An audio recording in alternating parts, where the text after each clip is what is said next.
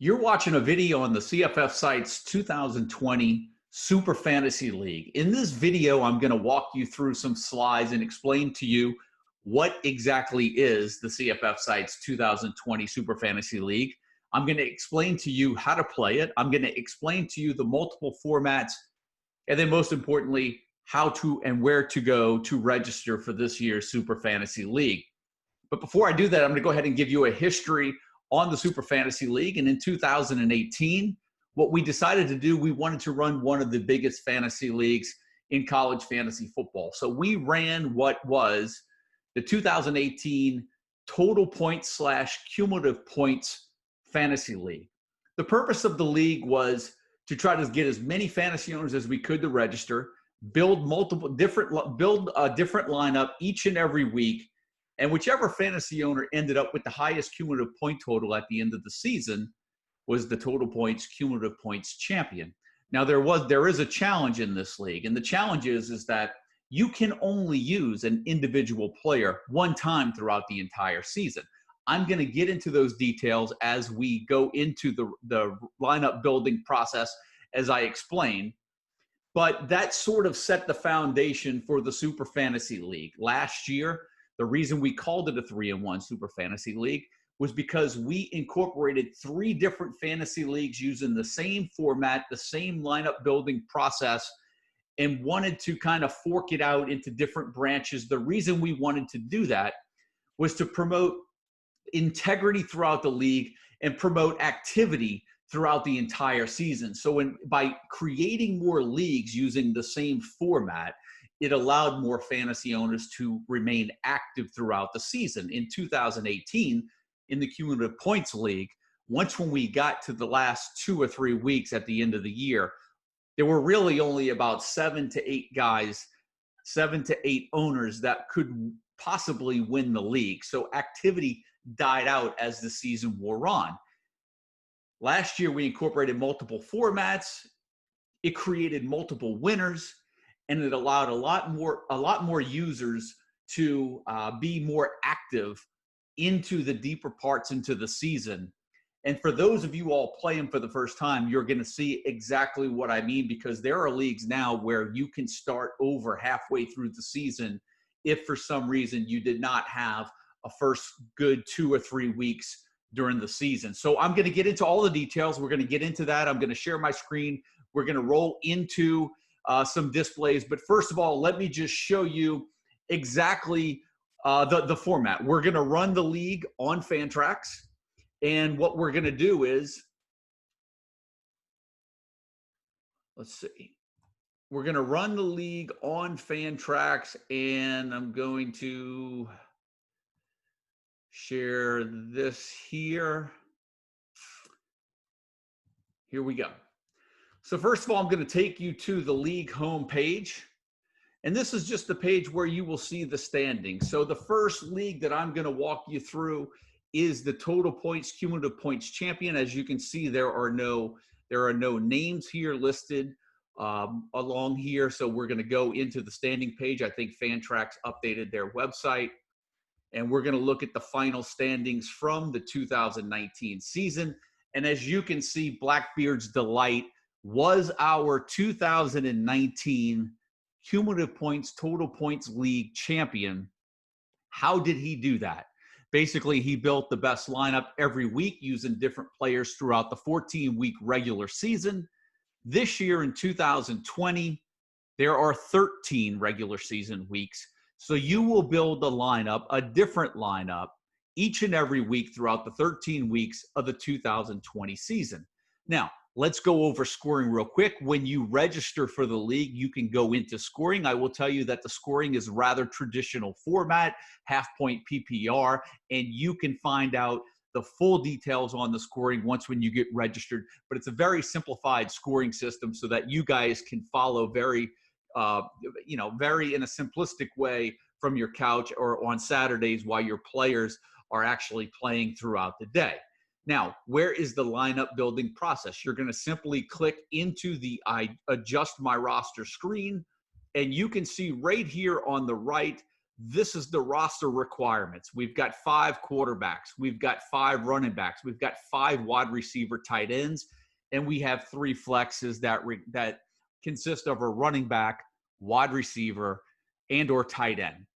And as you can see, there's a different player that you need to select every week. So when you see that you need to select 5 quarterbacks every week, that means yes, throughout the course of the 2020 season, you are going to have to select 65 different quarterbacks throughout the year. With 130 FBS teams, that should be no problem. But you can see where the depth and really knowing college fantasy football, the full FBS format, really comes into play. Projections, predicting players, maybe analyzing the schedule in future weeks. A lot of strategy is involved with roster, with lineup building. It's not necessarily just the guys who you think are going to have the best week this week, but you may want to save someone for future weeks down the line. So you are finding some diamonds in the rough to try to save some of those heavy hitters for throughout the 2020 season, because when you start getting a look at the format, you're going to see that there are going to be some places where maybe you want to save some of the big guys towards the end, and we're going to get into that. So as you can see, traditional scoring system, this is where you build your lineup and the adjust my roster. But while we're here, I want to address the biggest question that I will face throughout this season when the season starts. And there is a lineup lock. And here's what I'm going to get to. There are some guys that sort of lose interest during the year because they think that their team is no good if their lineup gets locked, that they're going to take a 0 for the week. That isn't necessarily the case, but it involves a little bit of work. I'm going to use my pointer here, guys. And what I'm going to show you all is this. When you change these players out on a week-to-week basis, you can only use them one time. These are 2019 rosters, but I will use this as an example. You're going to want to make sure that you clear that roster each and every week at the end of the weekend, because you don't want your roster to lock the following week. And this happened often throughout 2018, 2019. I'm sure it will happen in 2020, but I want to put it on this tutorial video to make sure that I address it on the front end. Let's just assume this is week 1's lineup, and this fantasy owner started Dustin Crum. Dustin Crum can no longer be used throughout the rest of the 2020 season if you use him in week 1. But let's just hypothetically say that Kent State has a week 2 game on a Tuesday night. If you do not clear this lineup before those games start on the first game of the week, and you have a player in that lineup, then your entire roster is going to lock. You will not score any points for that week. There is a fix, however. You get in touch with the CFF site. The CFF site forwards the email to me. I have to go into the league. I manually clear your roster. The only guy that will be locked into your roster is Dustin Crum, and that would be the penalty for not taking him out on time. But if you email the CFF site, we get back to you in time. We can clear the rest of your roster for you, so you can go ahead and build your roster for the rest of the week. That is the most important note to remember, because it is the biggest and most frequent question that we are asked. Everything else is pretty self-explanatory. Most of you that played in 2019 played in 2018, but we do pick up new owners each and every year. And I just feel that this point needs to be explained. It needs to be emphasized and put an asterisk on it. Remember this. If your roster locks on you because you forgot to take out a player, you email the CFF site. I will try to manually clear your roster except for the one player that was locked. Now, here's the easy fix. And some of you all figured this out immediately, and some of you all, this is what I'm here for. To avoid the situation of your roster ever locking up on you before making changes for the week, you go in at the end of the week, which for Fantrax is a Monday. You go clear your roster by selecting this drop all button. Let me get out of the annotate. It's not allowing me to do that, but you would go to this drop all button right there, and it clears your roster. You would go ahead and hit confirm, hit OK, That should clear your roster. We'll see if it does that. I don't know if it's going to do that right now because of screen sharing. So there's a refresh. It did not do it, but that's what you would do. You would go in there, you would drop all, you would hit OK, you would make sure that that roster's cleared. And then what you might want to do is you would just go in there, maybe add someone and just go ahead and hit confirm. And then when one guy saves in there, you know that you are definitely good to go. Right now, that's not going to work right now because the league is over. It's finished. It's not allowing me to get changes, but that's the best way to do it. On a Monday, go to drop all, clear your roster, confirm and save it, make sure all your spots are empty. And then when you get back in there on a Tuesday, Wednesday, or Thursday, you are free to go. That explains a little bit of how to build your rosters and the work around one of the most frequently asked questions that we get throughout the league. Now, let's get into the details about the leagues. There is an optional buy-in. Last year, there was an optional buy-in. We'll make a buy-in optional this year. And what I mean by optional is you can either pay to play or you can play for free. If you pay to play, you will be eligible for the prize pool. Quite simply, it was just a $3 buy-in last year. $1 went towards each league. And hypothetically, let's just throw it out like this. If 100 players played in each league and paid $3 a piece, that would be a $300 total pool prize. There were 3 different leagues. We would divide the total pool evenly amongst the 3 leagues. That would be $100 per league. And the leagues would pay out for first and second place, 60% for first, 40% for second. And that's how we will do the buy-in this year. Now, the buy-in will be a little different this year, but I'll get into that as I explain the leagues. The first league, as I mentioned, was the Total Points League, the Cumulative Points League. So that's the league that I went into first, where I showed you the standings. It is basically week by week, week 1, week 2, week 3, different lineups, your total points. At the end of the 13 weeks, whoever ends up in these 2 top spots right here will be the first and second place winners of the 2020 Total Points League. But guys, there's more leagues than that. And let me get into this. As some of you guys that played last year will be familiar with this. And as you can see, I'm going to go ahead and start with the 2 halves tournament. Every owner that registers for a team will be randomized into the bracket. And as you can see, those are all the games that are played in week 1. This bracket is set up, I believe, for 64 different matchups. Last year, we had over 130 teams registered. So what will happen is you may actually enter into a bracket with 1, not even 2, maybe not even 3, but you may end up in a bracket competing against 4 teams in week 1. The highest scoring team amongst those 4 teams will advance here in week 2, and it simply becomes a head-to-head tournament at that particular point, playing out all the way through week 6, as you can see right here. Week 6 would be the championship of the first half tournament, and we would get our first half champion. But it's a 2 halves tournament, and I mentioned we want to promote participation all year long. So what about the second half? How does that work? Well, as you can see, what we do is we take the top 80 teams that will be in this total point standing. So we will use the total point standing, the top 80 teams, to determine the top 80 seeds in the second half head-to-head tournament.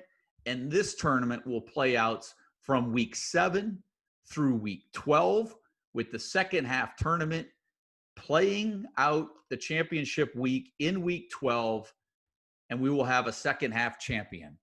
In week 13, the first half champion will play the second half champion to determine the 2 halves tournament champion for 2020. Now, I know what you're thinking. Can you build different lineups for different leagues? And the answer is no. Everything is built from the same roster, same lineup, same league. So whatever roster you're using for the Total Points League here, you're going to use in the 2 halves tournament here. You're also going to use the same roster That's in the head-to-head tournament. Well, what is the head-to-head tournament? Now we're getting into a third tournament using the same lineup. And what you're going to see here is you see the seeds start at 80, but the play does not start until week 4.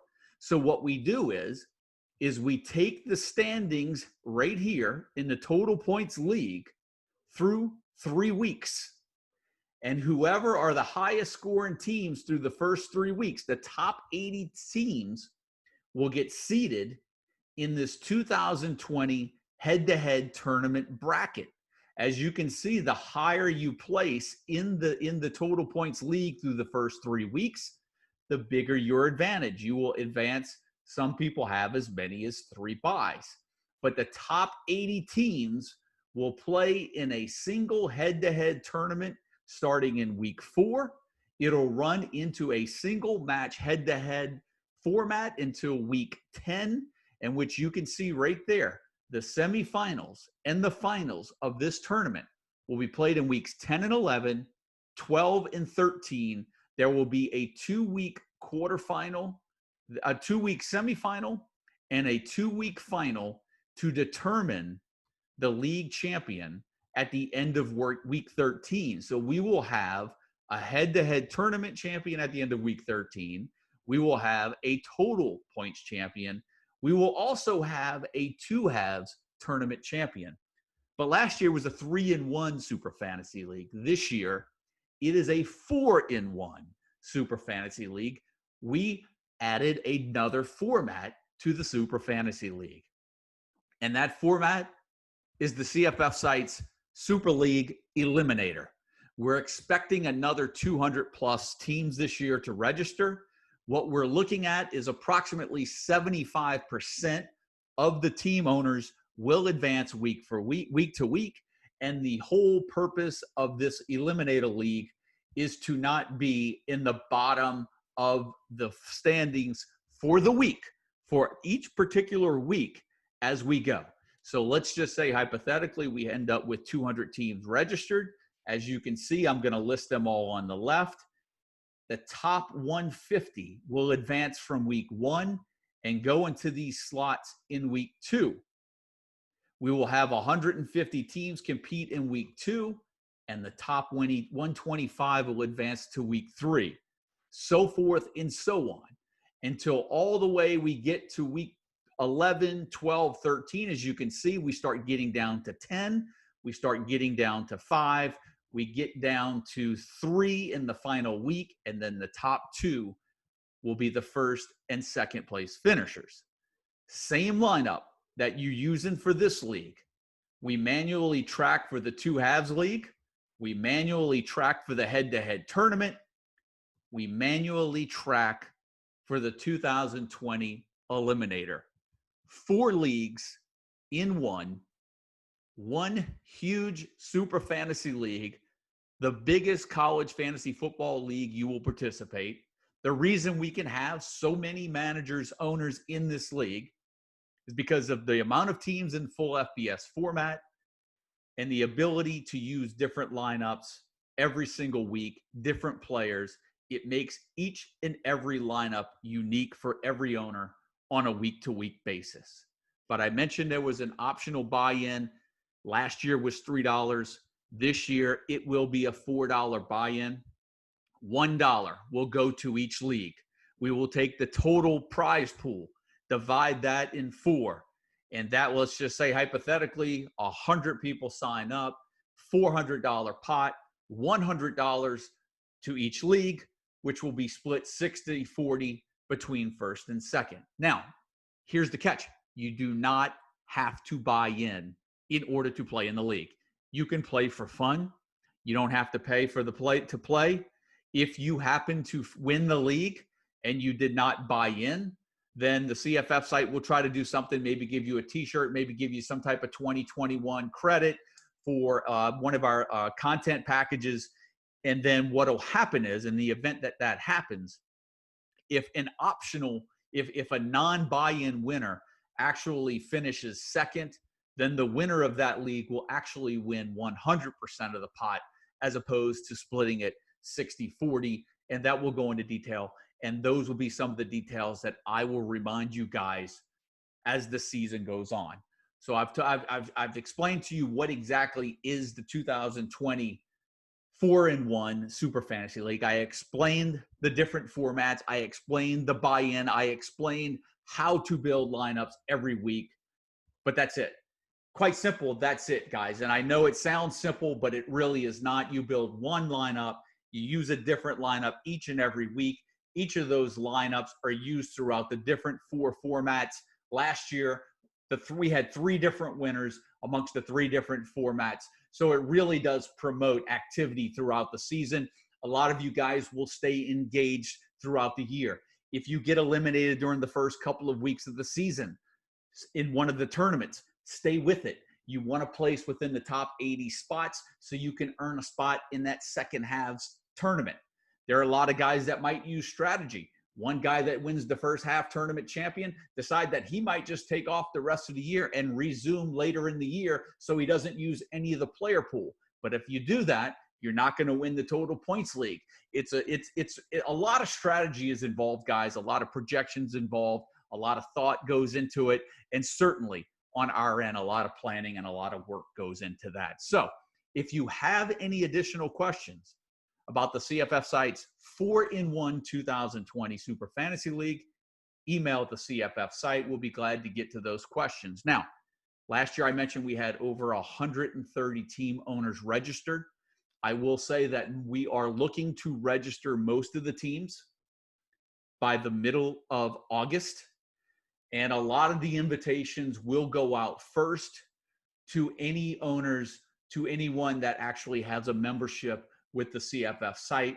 We actually send the invites out early to those guys. So if you're a member of the site, if you already have purchased some of our 2020 preseason content or premium content, usually you guys are the ones that get those invites first. The closer we get to the season, the more we start opening it up to guys that don't purchase any of the 2020 content just to get some of the spots filled.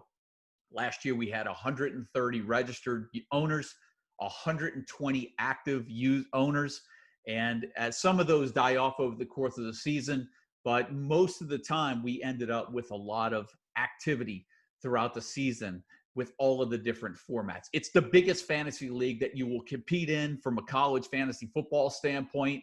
It's something that we've always wanted to do for a lot of our followers, just to kind of get an idea and I've gotten to know many of you over the years through this league as well.